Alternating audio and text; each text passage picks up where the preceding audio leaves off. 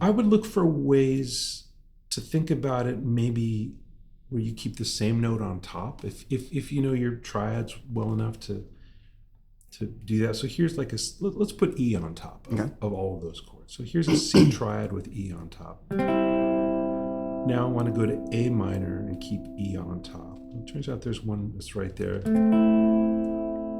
And so far, we're not inventing chords that people haven't seen before, but just conceptually, and we'll see where this goes in a minute. But okay, now F with E on top. E is not really part of an F chord, but we could either maybe do this or this. There might be some other way to do it, but those come to mind. And then G with E on top. Again, E is not really part of the chord, but we could do this. Or, I don't know. This is uncomfortable, but it exists. It could be this. And not to say that E is the best note or whatever, but I just was like, okay. An exercise. An exercise. Sometimes as an exercise, maybe I'll go up the C scale and go through those chords again. So we could try C with C on. What I'm going to try to do is like just have a C scale on top. Right, does that make sense? Yeah. So we go, okay, C. A minor with D on top. Well, we could do this. Or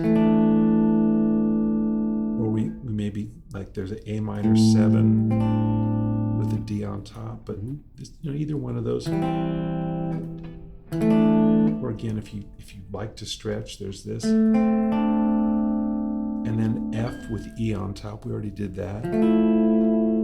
G with F on top. And I'm just thinking, okay, this is a G triad, where can I grab an F? This is not a shape I necessarily have memorized or use all the time, but it's easy enough to, okay, that's a G triad, and there's one with F on top. Now back to C with G on top.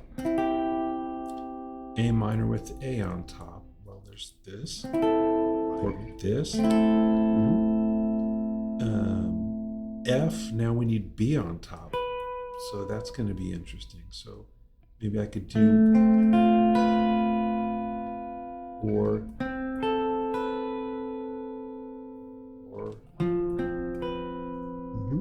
and then a G chord with C on top might lead us, if you want something a little spicy, you could think about,